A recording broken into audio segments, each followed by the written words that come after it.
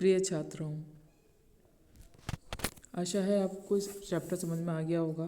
द्विघाता पद्धति थ्योरी और इसके न्यूमेरिकल क्वेश्चन में मैंने आपको समझाए थे, आपको समझ में आ गए होंगे। अब हम इसका लास्ट पॉइंट देखते हैं, इकहरा घाता पद्धति एवं द्विघाता पद्धति में अंतर। यहाँ पे मैंने आपको अंतर के आधार बता रखे हैं, इसका एक एक पॉइंट मैं आपको समझाती हूँ। सबसे पहले दे रखा है अंतर का आधार में कि व्यापारिक संस्थाएं। इसमें पहले मैं इकहरा खाता सिंगल अकाउंट सिस्टम के बारे में बताऊंगी और फिर डबल अकाउंट सिस्टम के बारे में बताऊंगी।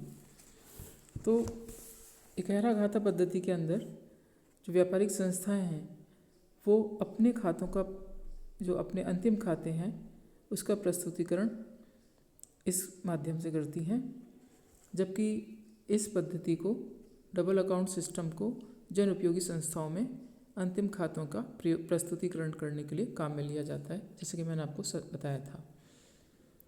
इकहरा खाता पद्धति तो व्यापारिक संस्थाएं यूज़ करती हैं और जबकि दोहरा खाता पद्धति जन उपयोगी संस्थाएं यूज़ करती हैं। तो ये था आपका पहला पॉइंट। दूसरा पॉइंट है उद्गम।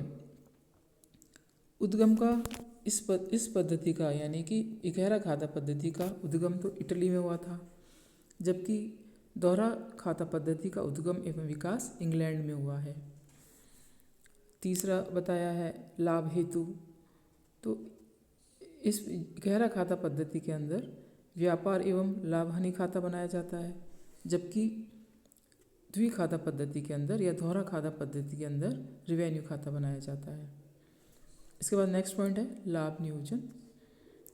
इकहरा खाता पद्धति में लाभों का नियोजन लाभ हानि नियोजन खाते में दिखाया जाता है, जबकि दोहरा खाता पद्धति के अंदर इसको शुद्ध रिवेन्यू खाते में दिखाया जाता है।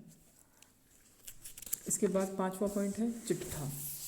इसमें इकहरा खाता पद्धति के अंदर केवल एक ही चिट्ठा बनाया जाता है और उसी में समस्त संपत्तियों और दायित्वों को दिखाया जाता है, जबकि दोहरा खाता पद्धति में चिट्ठे को दो भागों में बांटा जाता है। प्रथम भाग में पूंजीगत प्राप्तियां एवं व्ययों को दिखाया जाता है और द्वितीय भाग में शेष संपत्तियों एवं दायित्वों को दिखाया जाता है। इसके बाद है संपत्तियों का ह्रास, संपत्तियों का मूल्य।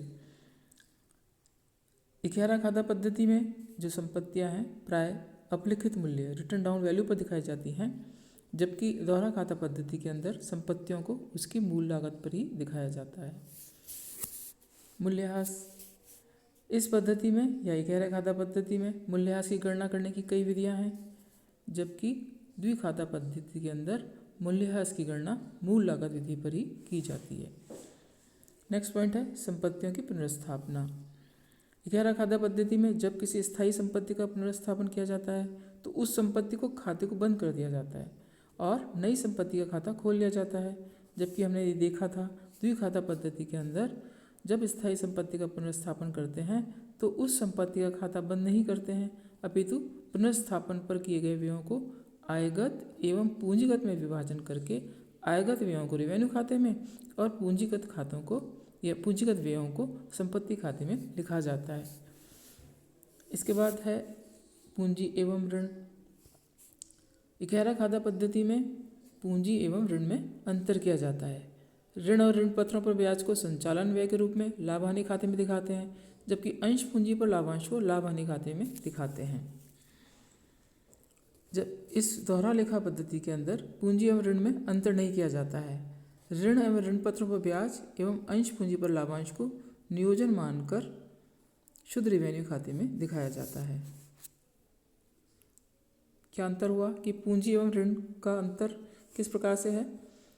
जो इकहरा खाता पद्धति है उस पर ऋण पर ब्याज तो हम लाभ हानि खाते में दिखाते हैं और डिविडेंड को P&L एप्रोप्रिएशन अकाउंट में दिखाते हैं, जबकि इसके अंदर इस दोहरा खाता पद्धति के अंदर इसको शुद्ध रिवेन्यू खाते में दिखाते हैं।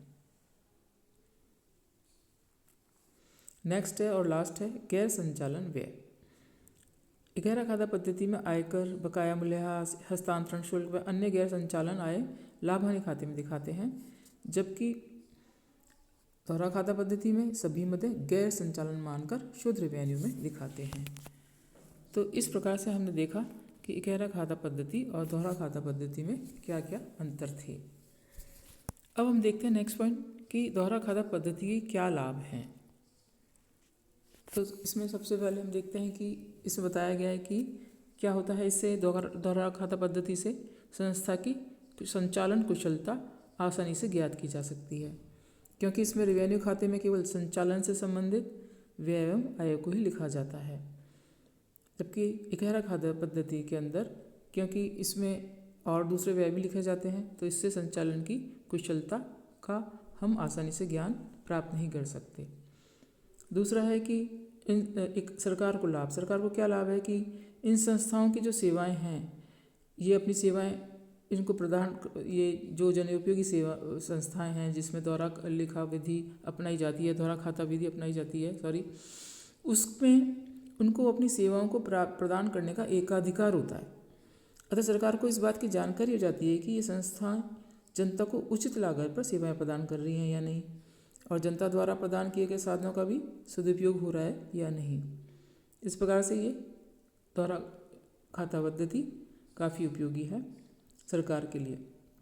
इसके अलावा एक आम आदमी के लिए भी, ये जनता के लिए भी ये उपयोगी है। ये किस प्रकार से, क्योंकि इस पद्धति के अंदर अंतिम खाते प्रस्तुत करने से एक सामान्य आदमी को भी समझ में आता है कि जनता से कितनी पूंजी प्राप्त की गई है और कितने भाग का प्रयोग स्थायी संपत्तियां क्रय करने में किया गया है। इसके अतिरिक्त कितने भाग का प्रयोग कार्यशील पूंजी में किया गया है, इसका भी ज्ञान आसानी से हो जाता है। इसके अलावा नेक्स्ट पॉइंट है कि इस पद्धति में संस्था के पूंजीगत लाभों को पूंजी खाते में दिखाया जाता है, अतः उनको किसी भी रूप में वितरण नहीं किया जा सकता। उनका उपयोग भी स्थायी संपत्तियों के क्रय एवं रख रखाव में किया जा सकता है। इस तरह से इनका इस पूंजीगत लाभों का दुरुपयोग नहीं हो सकता। और लास्ट पॉइंट है कि इन संस्थाओं द्वारा मूल्यह्रास कोष अनिवार्य रूप से बनाया जाता है और इस कोष का उपयोग प्रतिभूतियां क्रय करने में किया जाता है। इससे संपत्ति का प्रतिस्थापन संस्था के साधनों पर विपरीत प्रभाव डाले बिना आसानी के हो जाता है। तो ये थे दोहरा खाता पद्धति के लाभ। अब चैप्टर का लास्ट पॉइंट है दोहरा खाता पद्धति की आलोचना। जिस तरह से दोहरा खाता पद्धति के लाभ हैं, इसी प्रकार से ऐसी कुछ आलोचनाएं भी हैं। देखें हम वो वास्तव में आलोचना है या केवल आलोचना करने के लिए भी की जाती हैं। इसमें सबसे पहला है कि सही आर्थिक स्थिति की ज्ञान नहीं होता है। कैसे नहीं होता है कि इसमें बताया गया है कि दोहरा खाता पद्धति के अंदर स्थायी संपत्तियों को उनकी मूल लागत पर ही दिखाया जाता है, अतः इससे संस्था की सही आर्थिक स्थिति की जानकारी नहीं मिलती है। और इस आलोचना का जवाब दिया जा सकता है कि मूल्यह्रास के लिए एक अलग से मूल्यह्रास कोष बनाया जाता है और इसे सामान्य चिट्ठे के दायित्व पक्ष की तरफ दिखाया जाता है। दूसरा है कि इस पद्धति के अंदर स्थायी संपत्तियों पर किया गया मरम्मत एवं नवीनीकरण का व्यय उसी वर्ष के रेवेन्यू खाते से चार्ज कर लिया जाता है जिस वर्ष वह खर्चा, मतलब जिस वर्ष होगा उसी वर्ष के रेवेन्यू खाते में चार्ज किया जाता है। अगर किसी वर्ष कोई खर्चा ना हो तो किसी वर्ष बहुत, या हो सकता है किसी वर्ष तो कोई खर्चा ना हो और किसी वर्ष बहुत भारी खर्चा हो। इस प्रकार से रेवेन्यू खाते का सही और उचित चित्र प्रस्तुत नहीं होगा। और इस आलोचना का निवारण करने के लिए कुछ संस्थाएं एक मरम्मत एवं नवीनीकरण संचय बनाने का लग गई हैं, क्योंकि उससे क्या होता है सभी वर्षों पर मरम्मत का समान भार पड़ता है। नेक्स्ट पॉइंट है कि संपत्तियों के पुनर्स्थापन संबंधी व्ययों के आयगत एवं पूंजीगत विभाजन में भी कठिनाई आती है। इसके अलावा इस पद्धति में बहुत कम जीवन काल वाली संपत्तियों को भी पूंजी खाते में दिखाया जाता है और ये संपत्तियां तब भी पूंजी खाते में रहती हैं जबकि उनका उपयोग समाप्त हो चुका होता है।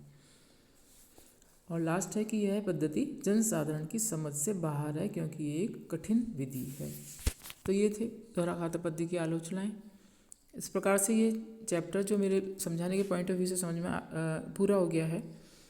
अब इसके आपको न्यूमेरिकल क्वेश्चंस करने हैं, उसके बाद हम फिर एक नया चैप्टर देखेंगे। Thank you students.